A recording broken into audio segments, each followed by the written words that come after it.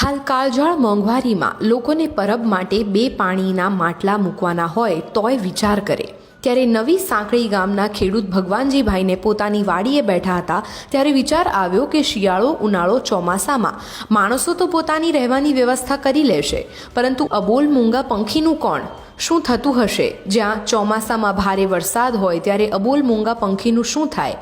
તેવો વિચાર કરતા તેમને થયું કે મારે આ મૂંગા અબોલ પંખીઓ માટે કંઈક કરવું જોઈએ, જેથી તેમણે પંખીના ઘર માટે વાડીએ બેઠા બેઠા પોતાની કોઠા સૂઝ મુજબ આકર્ષક ડિઝાઇન બનાવી તેમનો ખર્ચ ગણતા 20 લાખ જેટલો ખર્ચ ગણ્યો અને ધીરે ધીરે કોઈ પણ પાસે એક પણ રૂપિયો લીધા વગર પંખીના રહેવા માટે પંખી ઘર બનાવવાનું શરૂ કર્યું, જેમાં તેમણે 2500 પાકા માટલા બનાવડાવી માટલા પણ પાકા કે જે ક્યારેય તૂટે નહીં તેવા માટલા બનાવી અને પંચાયત દ્વારા આપેલ પ્લોટમાં પોતાની કોઠા સૂઝ મુજબ કામ આગળ વધાર્યું, જેમાં અસલ ગેલ્વેનાઇઝના બોરના પાઇપથી ગોળ આકારની માટલા રાખવાની બાઉન્ડ્રી બનાવી, જેમાં માટલા બાંધવા માટે સ્ટીલનો વાળોનો ઉપયોગ કર્યો જે ક્યારેય તૂટે નહીં, અને ચોમાસા દરમિયાન જો વીજળી પડે તો તે માટે પણ ખાસ વીજળી તાર બનાવ્યા જેથી અંદર બેઠેલા પંખીને કંઈ થાય નહીં।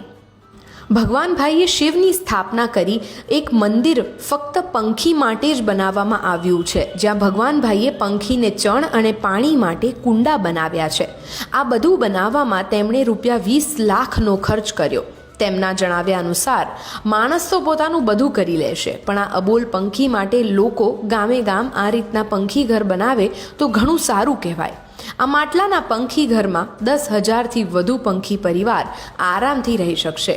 ભગવાનજીભાઈના કહ્યા મુજબ ભગવાન મને આપેલ રૂપિયાનો સદુપયોગ કરી મેં મારો જન્મારો સફળ બનાવ્યો છે।